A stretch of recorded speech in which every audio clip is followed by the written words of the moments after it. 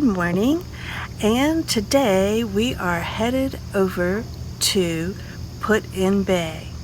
It's a great town. Apparently it's a party town, but our main reason for going is for Perry's Victory and International Peace Memorial, one of the 417 national parks.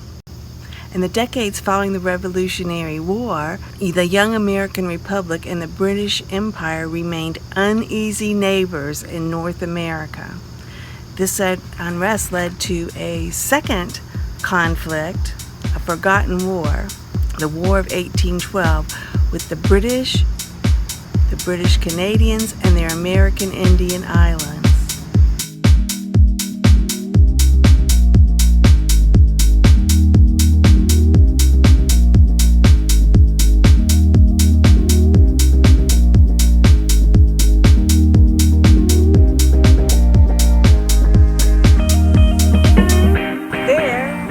Is the International Peace Monument. We're almost there on our bicycles.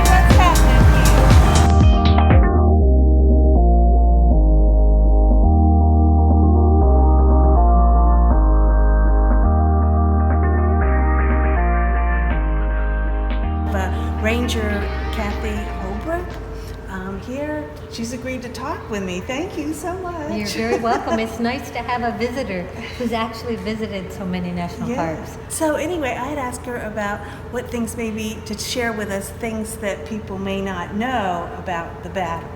So one of the things that a lot of people don't realize is that the Native Americans here sided with the British. You might say it was quite a political advantage to the British. They made many, many promises to the Native Americans. However, the British were unable to keep them. So who were the biggest losers in the War of 1812? Well, actually, nobody wins this war. Not the British, not the Canadians, who actually were British subjects, and certainly not the Americans. My personal guess would be the Native Americans. They lost their homes, they lost their families, and what happened to them after this war is even more heartbreaking. But I do have 3 secrets that I do like to share with visitors here at the National Park. Betty, one of them is that there were actually young men on our tall ships. Some of them were very, very young, only 10 years old. Think about it. Here they are away from home for the first time in their lives, probably just longing to hear the sweet voices of their mothers. But peace comes more quickly than they actually see their families again. Their job was to be the powder monkeys. And their job was the deadliest of all in my book. They had to carry the black powder from the belly of the ship up to the carronades, the cannons on slides, so that we could fire against the British. The British, mind you, are the best shots in the world. Oh gosh. Well, the British can muster off 3 shots a minute. Americans are doing well to muster off 2 shots with their black powder weapons. So they, of course, are targeting our young men. If they can shoot our powder monkeys, then we can't fire at the British. And the Battle of Lake Erie could easily be taken by the British. Don't feel too bad, the Americans are doing the same thing. The British young men are the musicians, and that's how they send signals from ship to ship. The second secret that I'd like to share is that we had Black Americans on our tall ships. Black Americans, that's pretty well known because Perry definitely used them on the ships. And they could do the work as well as any, so they are paid the same as any. The secret is that some are not free Black Americans, Betty. Some are actually slaves. And so they have to turn their rations or pay over to their masters. The injustice of it all, here we are fighting for freedom against the British again, and we have inequality on our ships. Yeah.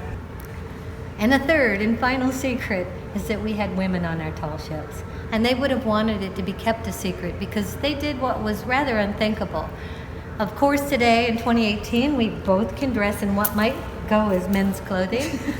But in the 1800s, they really couldn't do that. But some women did. They disguised themselves as men and they enlisted for many reasons. Some would follow a loved one into battle. Others maybe to run from somebody not treating them so well at home. Others for the adventure, and still others for revenge. Because here the British are capturing free American citizens and impressing them, making them be in the British Royal Navy to fight against Napoleon in France. What we really truly celebrate here today is a peace that comes out of the War of 1812.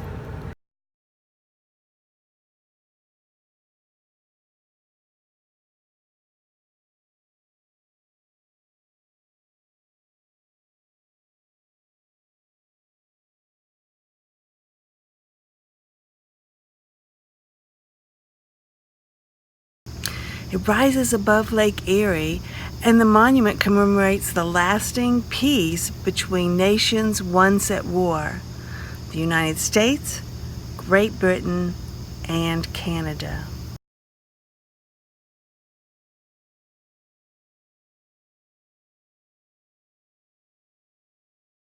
This is the only international peace memorial in the national park system. It was designed by Joseph Friedlander and Alexander Seymour and built by a commission of 9 states and the federal government from 1912 to 1915, 100 years after the battle. The remains of 3 British and 3 American officers killed during the battle lie under its rotunda.